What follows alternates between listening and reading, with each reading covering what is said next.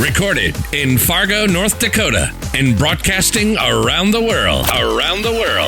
Welcome to the Strive Show, your connection to all things family health, and nothing is off limits. And now, your host, Dr. Jake Grenacher. Hey, what's up everybody? Dr. Jake here, another episode of the Strive Show. This is going to be a research science topic. Before you fall asleep and before you turn this off, I hope this is exciting for you because it was exciting for me. Some really cool research just came out this year. The research article, I know it's a mouthful, but bear with me here, is sympathetic arousal in children with oppositional defiant disorder and its relation to emotional dysregulation. Wow, that was even tough to say. But what does this mean? It's going to be talking about sympathetic arousal, which I'll get to in a second, and how that affects children with ODD, but it affects every child, and I'll get to that in a second, that's dealing with this, what they call emotional dysregulation, which really can mean anything from instability, irritability, aggression, temper outbursts, and hyperarousal. So we'll kind of get into that in a second. But the cool thing about this article is it talks about the nervous system and stuff that we're really talking about every single day and have been for years. And really when that's heightened, and we have this arousal in children and what we can do to really start regulating that to help the body to heal and to really do better things. So to give you guys a little bit of a background in this, when we look at the nervous system, which is the job is to really process all of our internal and external environment and to act on it, to really help us to do something with all this information that we have. And there's really two parts of it. There's a sympathetic nervous system, which is really the fight or the flight. It's that part of our nervous system that is designed to do those things. And then there's the parasympathetic nervous system, which is designed to rest and digest and heal.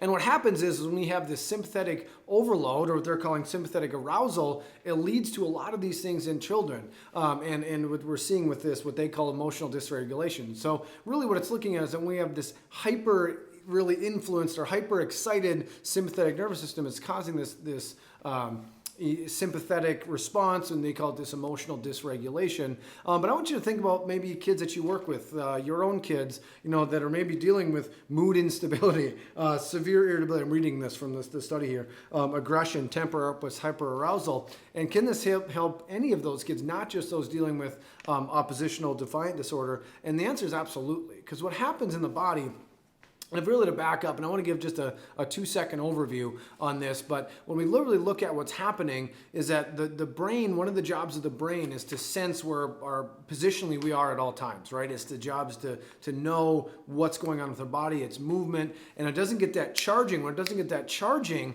it can really lead to that sympathetic overload in what's really happening in the body. And what happens is our body gets really amped up in that area. It really gets stuck in this fight or flight response, and it's leading to a lot of these emotional things. It can lead to a lot of different things, these emotional things, what was looking at in this study.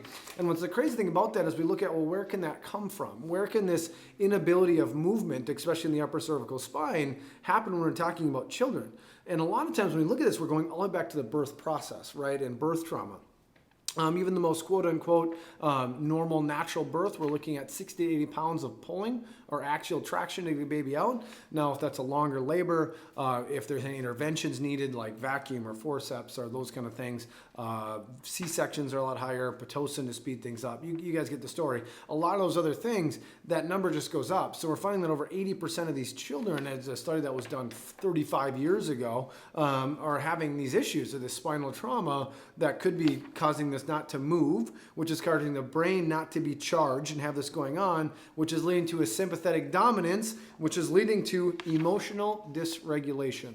Now, the crazy thing about that is that happening with your child? We don't know. We don't know until we check. And that's the greatest thing about the scanning technology that we have, is that we don't have to guess. We can actually scan and check to see if there is that sympathetic dominance going on. Where is it coming from? Where is the fuse blown? What's happening? So if you have a child that is experiencing oppositional defiance disorder or something that you would consider emotional dysregulation, and going back to that is that mood instability, severe irritability, aggression, temper outbursts, or hyperarousal, could they benefit from having their nervous system checked to see if we can shut off that massive sympathetic overload to allow the body to balance better and allow that emotional dysregulation to come back more into regulation?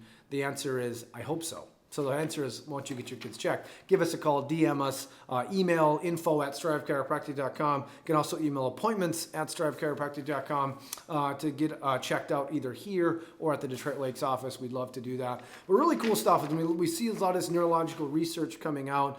It's not only something that we've been talking about for a long time, but it's continuing to support the work we do. It's really exciting. We want to make sure we share this with you as we're getting it, as it's coming out, as we're seeing it. So if you know someone that could benefit from this, share this with them, tag them below, drag them in here or to Detroit Lakes office, whatever it takes, because these kids and families can really be helped as we're seeing with some really cool research that is coming out. So make sure you, like I said, email, DM, call with any questions you have. We'll be happy to answer and help you out. But until next time, guys, on the next episode of The Strive Show, take care.